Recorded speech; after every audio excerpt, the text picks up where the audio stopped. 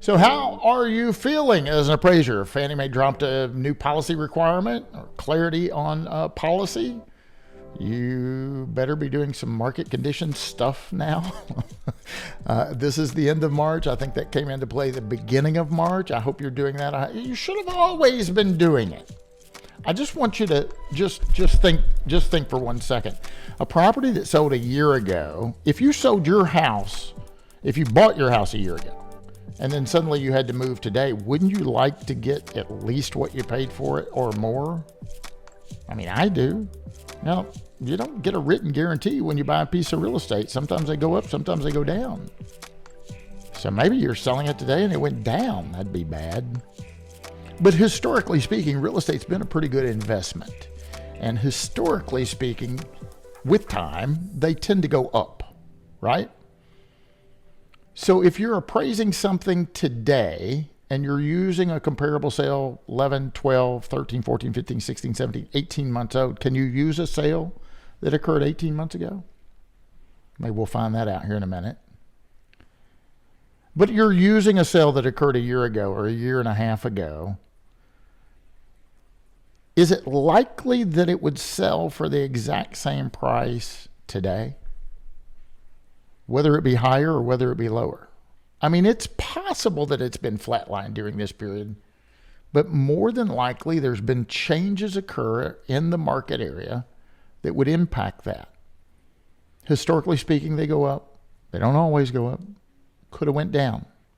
Maybe a major employer closed in your town. Maybe the Army base closed down. And 60% of the housing stock came available for sale immediately. What would happen to the prices within that market area? Or a new employer has announced they're moving to a particular location. And we're going to have an influx of buyers coming into this marketplace. What might prices do in that event? Well, come on back and we're going to talk all about it.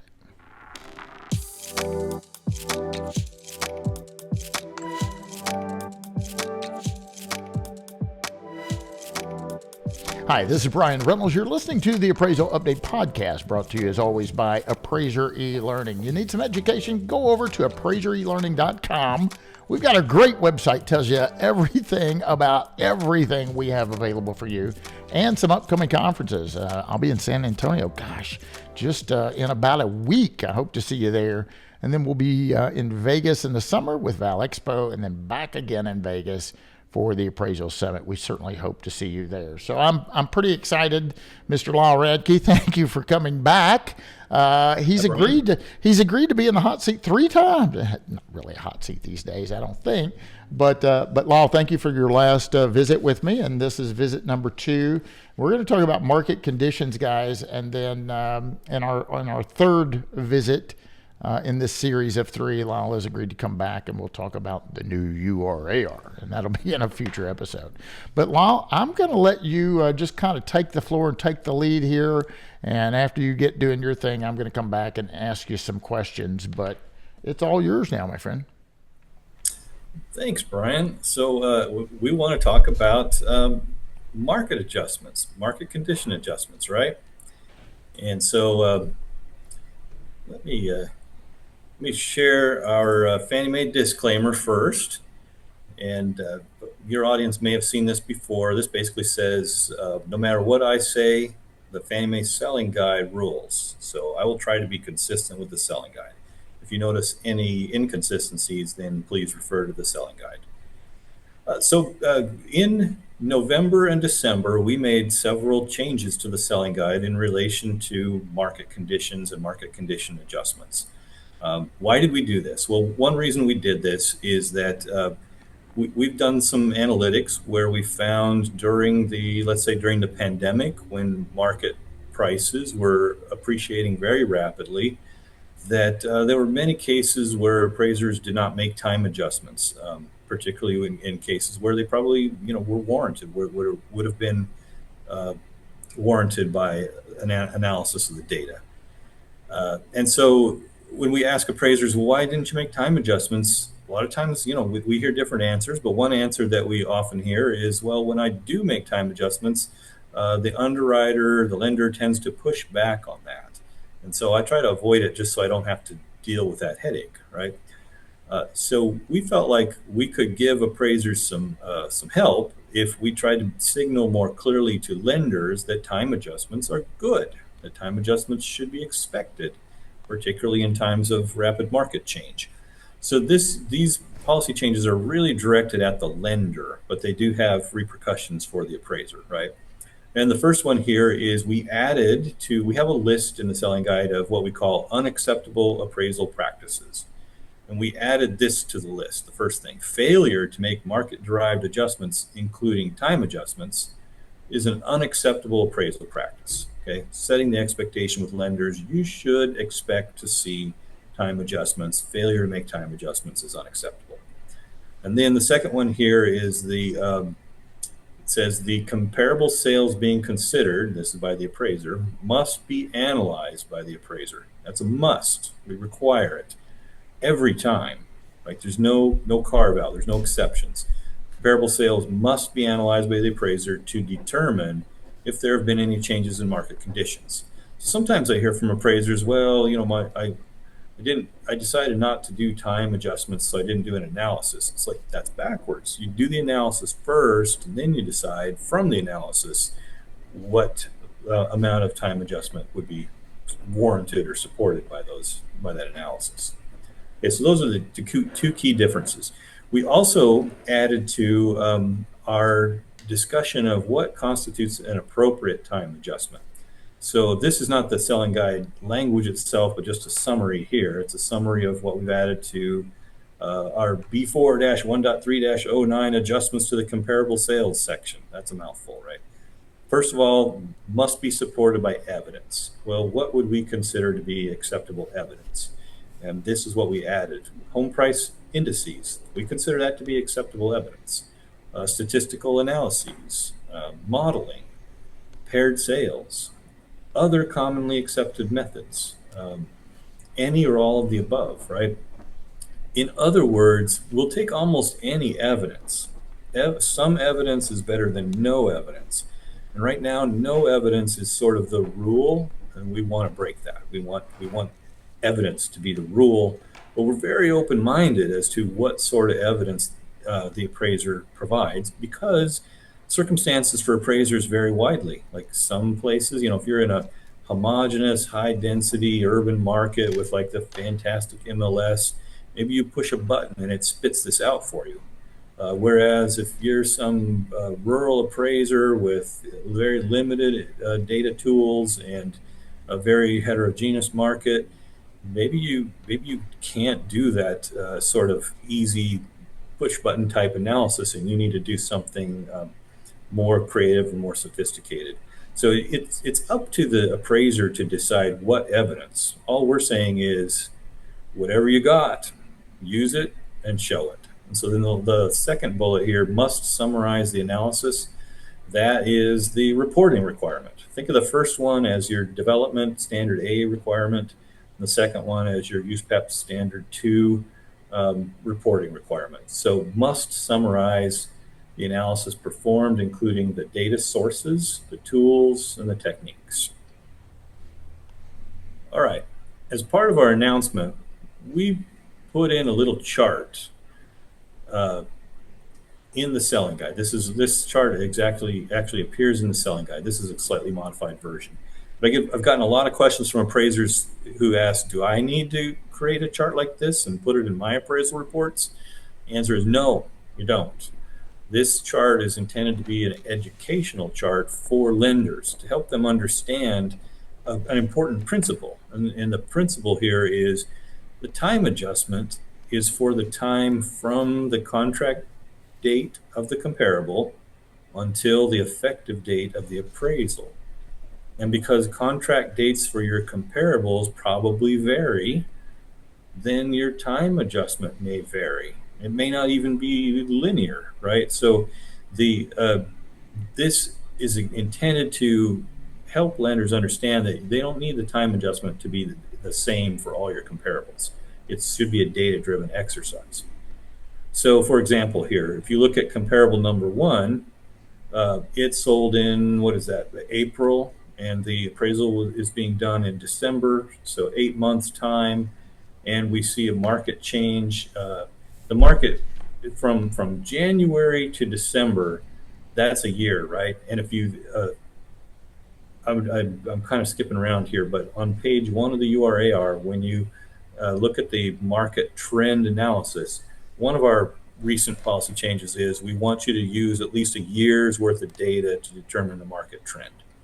So this total picture from January to December, that determines the market trend for page 1, right? And we started at 0% and we made it to 7%. So the annual appreciation is 7%, and that's an increasing market. But 5% of that increase occurred in those first 4 months from January to April. And so from the date of comparable 1 until the effective date of the appraisal, the market only went up 2 more percent. So we'll have a positive 2% adjustment for comparable 1. And then similarly for comparable 2, that's sold in May, and that's only a 1% change across May to December, right? Comparable 3, in fact, has got a negative time adjustment because this market peaked out at a plus 8% in July and August, and then it started to decline and it dipped back down, right? So you've got a negative 1% time adjustment. Same appraisal report, like you've got one that's got a plus 2%, one that's got a plus 1%, and now you've got one that's a negative 1%. And then comparable 4, right? That one sold in September. The market went down, then the market came back up. The net change is 0%. So now there's no time adjustment, even though that market has been moving around, right? And you're in an increasing market. So this is an educational exhibit, but you do not have to reproduce it for your appraisal reports. And then last of all, and I'll just leave this up here for a second, I want to draw attention to this statement. A statement only recognizing that an adjustment has been made is not acceptable. And we do see this in appraisal reports sometimes. The appraiser says, I adjusted $5,000 for a half bath and $10,000 for a garage bay and $70 a square foot for GLA. It's like, yeah, we can see that in your grid. That doesn't tell us anything. What we want to know is why. Why did you adjust at that rate? Show us the math, show us the work, right? How did you get to that $70 a square foot? Or how did you get to that 1% per month time adjustment, or whatever the rate is, right? We want to see the evidence and the analysis behind the rate and not just a restatement that an adjustment was made. So Brian, with that, I will stop sharing and let's talk about this. Yeah, I appreciate that, Lyle. And thanks for being on and thanks for going through that. I think there's been some confusion, let's just face it, there's been a lot of education out there of, hey, I'll show you how to do it, and here's a cool graph, and buy it from me, right? And I'll make your life easy. And that's fine. There's probably some very good products out there that will help appraisers, and I'm not discouraging checking that out and utilizing the one that best suits you. But you really don't, to your point you mentioned a moment ago, that you don't have to put a graph like that in there, right? You just have to have some sort of support for your opinions and conclusions. Several years ago, my trainee, I kind of volunteered her to give a presentation at the ACTS conference, and it was on this topic. And she played a little video. There was a video going around social media about, I have an apple for sale, and it was a real estate agent, and he was trying to in a fun way show how hot the market was. And he just kept showing himself, I have an apple for sale. Do I have $1, $2, $10, $20, right? And they're like, can I see the apple? Nope, it's an apple. It's right here. What do you want to be? And the prices just went, and one guy's like, is an apple worth $80? He's like, I'm from California. It's worth $180, right? But she put that up on the screen to demonstrate really how much change in price could occur that quickly in a hot market. And then she went on to put up an Excel spreadsheet. She did a phenomenal job. What I didn't tell her, she was after Lisa Damaris and before Rachel and Scott, and so she was cram packed in the middle. But she did a great job, and we've been doing that for years. We analyze the market. We analyze. One thing she does an exceptional job is we've been lucky enough to have resales of property. So we're able to isolate a property that sold at some point in time, and then it has resold. And assuming there's been no renovation or anything that would impact the increase or decrease in value, then it would be attributed to time. And we're able to extract that out and do several of those and get a reconciliation. So is that acceptable? Something like that to show the support of where we came in with a 5% or a 17% adjustment? Yes. And you could throw at me 20 other scenarios, and my answer is almost always going to be yes. Analysis is better than the absence of analysis. You're still the local expert. You still are the one who's going to figure it out, like what the proper adjustment rate is. We have tools that we might use to kind of triage our risk and say, well, everybody else thinks it's moving super fast and you've made a really small adjustment, that might be questionable, right? But fundamentally what we're trying to battle here is there's this paradigm amongst lenders and to some degree spilling over to appraisers. The time adjustments are problematic, the time adjustments are bad, the time adjustments are difficult, and so we don't see them. And we want to change that. We want time adjustments to be normal, like acceptable, mainstream. Everybody is used to seeing them. Everybody takes them for granted. That's what we want, right? And I would say the difference between let's take right now today. Last I saw, national HPI was like close to 6% annually, 0.5% a month, right? If you ran an analysis and you came up with 4%, that's a lot closer than zero. And if you came up with 9%, that's still a lot closer to the mark than zero.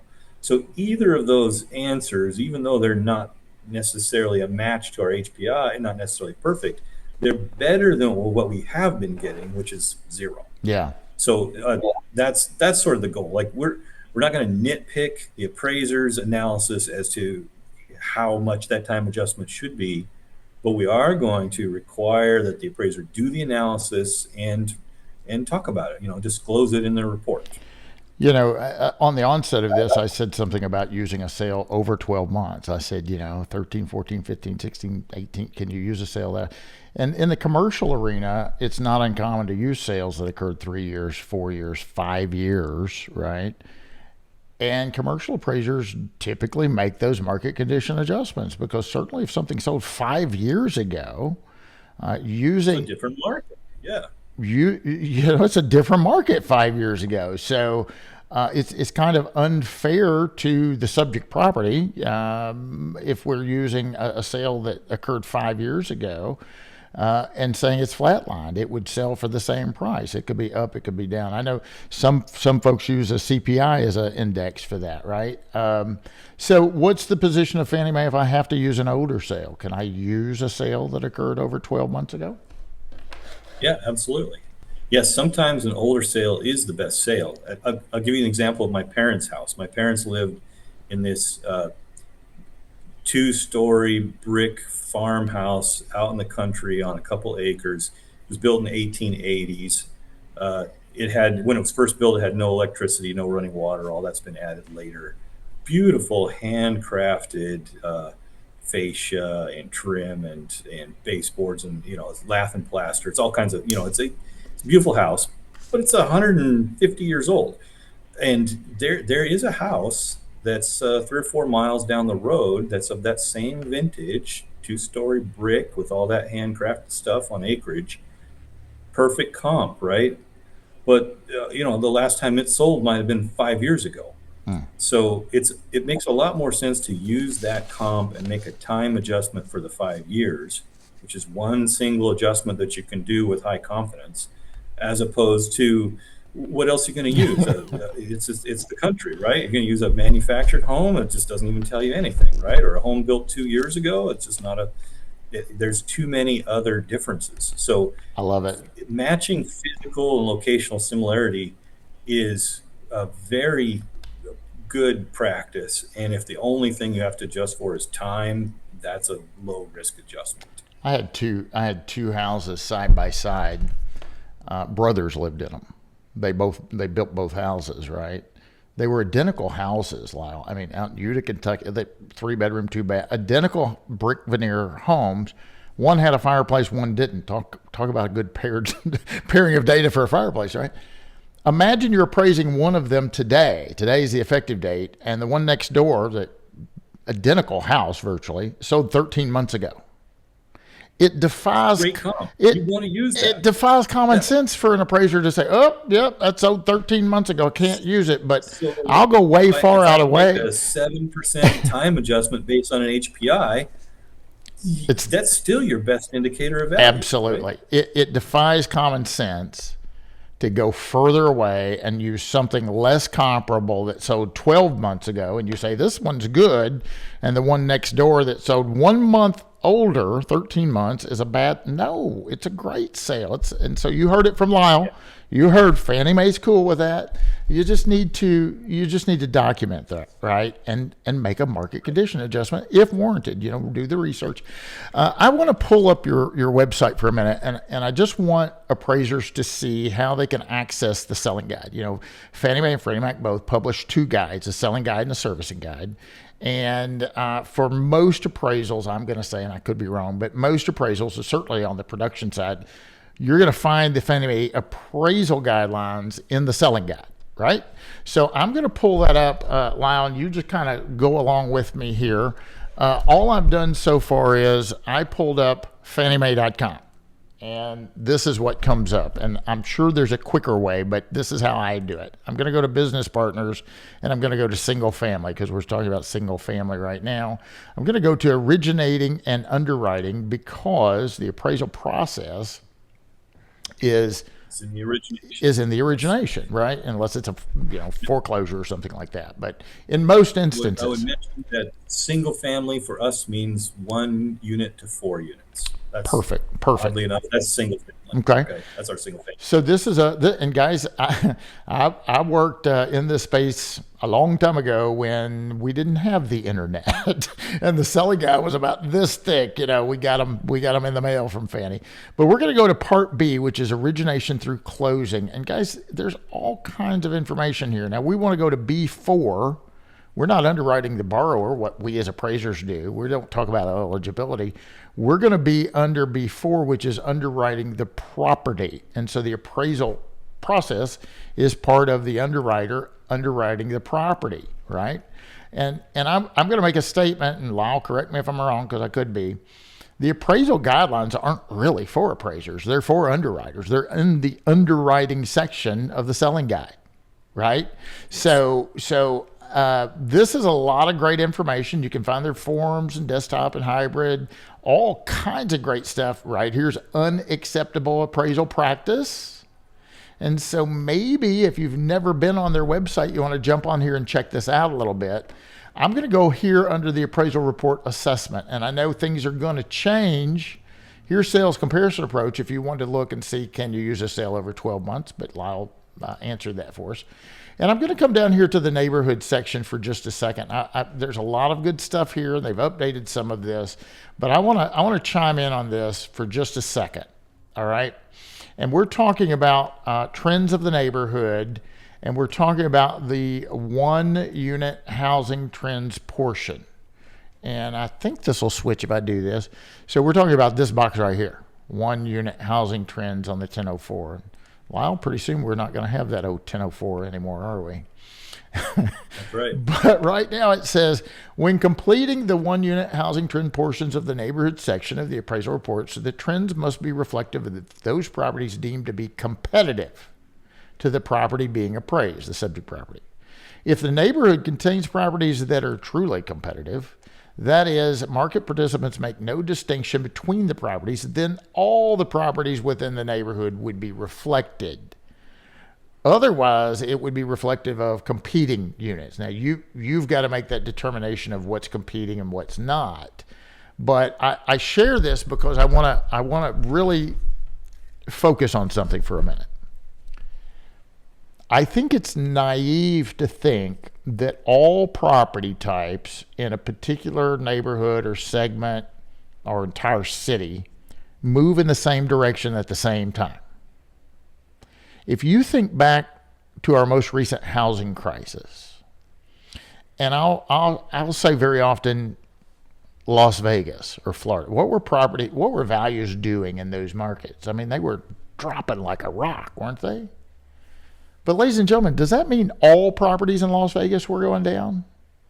No, it's not. Some are going down, some might be going up. So a lot of property owners that were in the big expensive houses were ready to get out of those. They couldn't afford them, right? Let's get out while we can. And so they were downsizing. So if you were appraising one of the big custom expensive homes, maybe they were in a state of decline. But where were those people going? They were going to the smaller homes, more affordable homes. And you might be appraising one today that is actually increasing. And man, when the optics are, hey, the overall market is in a state of decline, but my subject property and alike properties are actually going up, right? And you've got to have the data to support that. But just don't be naive to think that all properties are moving in the same direction at the same time. That's the point I wanted to make with that. And Lyle, you want to add on to that at all? I think you're exactly right. You see different segments of the market sometimes behave differently. And we've seen that very recently with starter homes or entry level or the lowest price tier. Those homes are in high demand. They get bid up. Rapid appreciation, whereas maybe in that jumbo space, those homes are not in as high a demand. There's not as many move-up buyers because people are sort of interest rate locked, as they say. And so you can see those different tiers of the market behaving differently. You see the same thing with like economic influences. You may see that one community has a lot of demand due to new infrastructure, new highway, new train station, new high school, new employer, whereas maybe in the same metropolitan area, some places in lesser demand, and it just doesn't have that new attraction. Yeah, and the thing is, it makes, if you really think about it, ladies and gentlemen, it makes sense. A lender isn't making a loan on the subdivision or the neighborhood. The lender is making a loan on the subject property. So while we might want to know what's going on in the universe of sales, certainly want to know what's going on with the subject property and alike properties or competing properties, right? Lyle, I really appreciate you being here. I'm gonna put you on the spot here before I let you go. You have something more on market conditions? Well, just to kind of put a bow on this, here I've been telling you we don't get enough analysis, we're not seeing enough adjustments, you need to do this every time. Yes, true, you need to do this every time. But you don't need to overthink it. Like, we're not looking for a PhD dissertation here, right? Right. It's pretty basic stuff, really. And just a basic common sense gut check on that market and kind of show your cards as what evidence you're thinking about. That's probably going to do the trick in most cases, right? In a lot of cases, you can avoid some of these sort of more advanced problems just through your comp selection. So, for example, if you have the luxury of using 3 comparables that are very close to the subject, they're kind of similar in functional utility, that's sold within just a few short months, hey, that scenario, like the time adjustment is a no-brainer, right? You don't have that many degrees of freedom. So I think it is circumstantial, but you don't have to overthink it, but you definitely need to think it, right? Don't make it a career out of the next assignment you're working on, right? So I appreciate you being here, and I appreciate on this particular topic, and I'm very thankful that you're willing to come back and talk about the new URAR, because that's it's coming, it's right around the corner.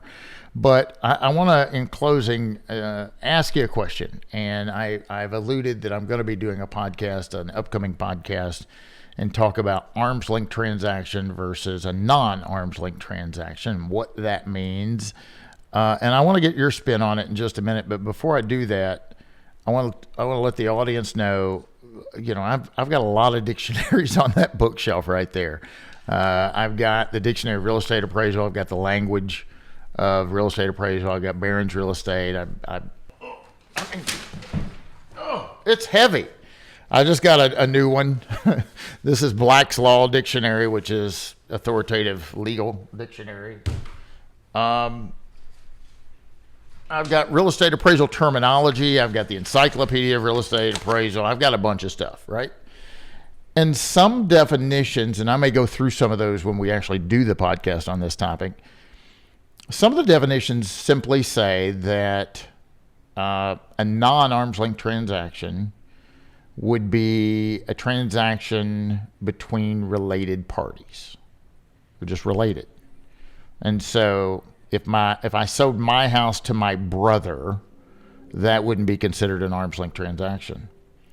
And maybe I give him a discount, maybe I don't. Maybe the sale ended up being a market value transaction. I don't know, maybe not. But what if I had a buddy and we're not brothers, we're not blood related, we're not related, but boy, he feels like my brother, right? I grew up with him, love him, he loves me, I'd give my right arm for him, or maybe a hand. We're not brothers, but we enter into a transaction and we act like we're brothers. Because we're not blood related, is that an arm's length transaction? I don't know. I've talked enough. Lyle, what are your thoughts on arm's length transactions versus non-arm's length transactions? Yeah, it's a great question. I think the definition of related that we're looking for here is important. And there are lots of ways to have relations or be related that aren't genetic. So for example, a business relationship is a relationship. A social relationship is a relationship. What we're saying is a non-arm's length transaction means those people have a pre-existing relationship of some sort. And it could be any of those things: business, social, family.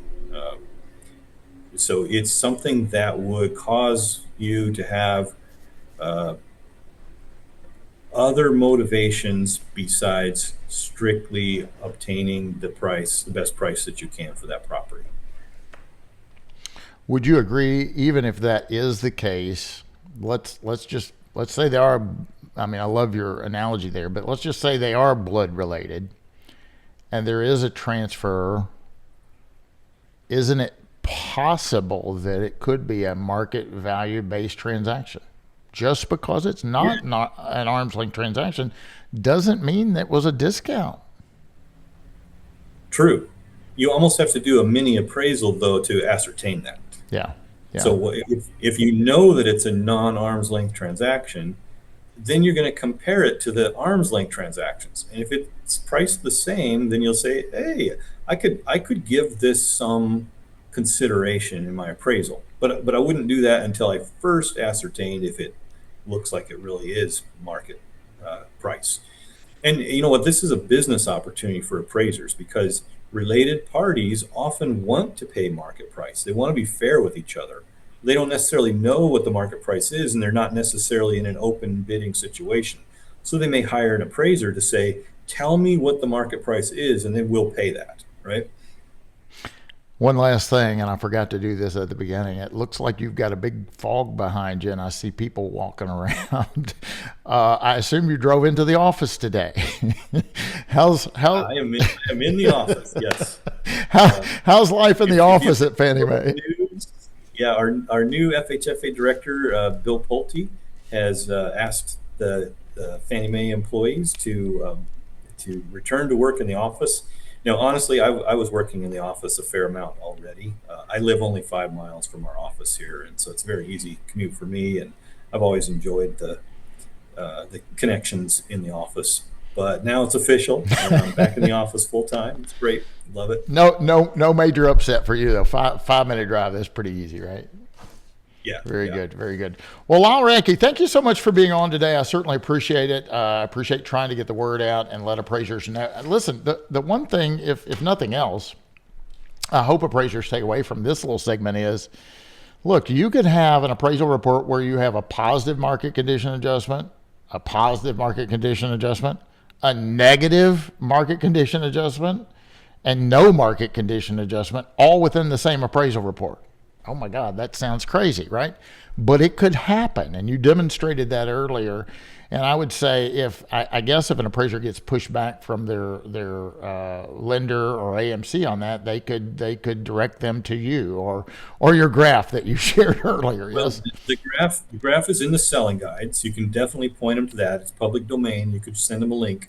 But the fact that you could have that isn't the same thing as saying you should have absolutely, that. absolutely. To answer the should, that comes down to the appraiser's analysis. So you'll need to defend your adjustment rates or your decision not to adjust. If you decide not to adjust, that's just effectively an adjustment rate of 0. So that still should be an outcome of your analysis. It's a decision based on your analysis. That's exactly right. Lyle Radke, thank you very much for being here. We're going to see you at the ACTS conference. I'll be there, yes. All right, we'll see you in Santa Ana. Looking forward to it. And here's the thing, guys. If you're there, come up and approach Lyle. He will receive you. I mean, it's not that he disappears in the shadows.